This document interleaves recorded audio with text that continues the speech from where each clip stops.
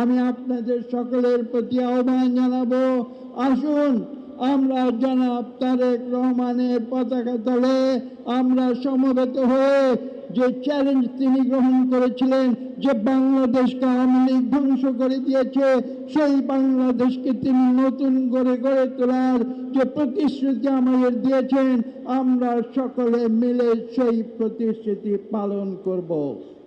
আজকে বক্তব্য এখানে আমি দীর্ঘ করব না। আমি এখানে আরেকটি বিষয় উল্লেখ করতে চাই। আজকে থেকে প্রায় 20-25 বছর আগে ফিরে যেতে হবে। আমাদের প্রধানমন্ত্রী এই দেশে একটি নূতন ধারার রাজনীতির সূচনা করেছিলেন। তিনি রাজধানীতে বসে থাকেননি, তিনি সেই সময় সারা বাংলাদেশের গ্রামে গঞ্জে বিভিন্ন প্রত্যন্ত অঞ্চলে ছুটে গিয়ে তৃণমূলের মানুষের সঙ্গে কথা বলতেন। আজকে নতুন প্রজন্ম হয়তো অনেকে সেটা জানে না, কিন্তু আমি উল্লেখ করতে চাই, যাদের বয়স 20 বছরের বেশি নিশ্চয়ই তারা এ সম্বন্ধে অবহিত আছেন।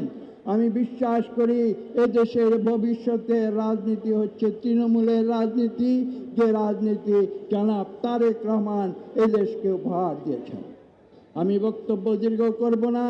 আমি একথা আপনাদের উদ্দেশ্যে বলতে চাই, বিগত মাত্র 2.5 মাসে তিনি বাংলাদেশকে নতুন দিক নির্দেশনা যে দিয়েছেন, সেই পথ অনুসরণ করে আমরা ইনশাআল্লাহ সামনের দিকে এগিয়ে যাব এবং বাংলাদেশকে বিশ্বের বুকে জনাব তারেক রহমানের নেতৃত্বে একটি সম্মানজনক জাতি হিসাবে পুনঃপ্রতিষ্ঠিত করব, যেভাবে একদিন শহীদ প্রেসিডেন্ট জিয়াউর রহমান এবং বেগম খালেদা জিয়া বিশ্বের বুকে বাংলাদেশের নাম তারা প্রতিষ্ঠা করেছিলেন।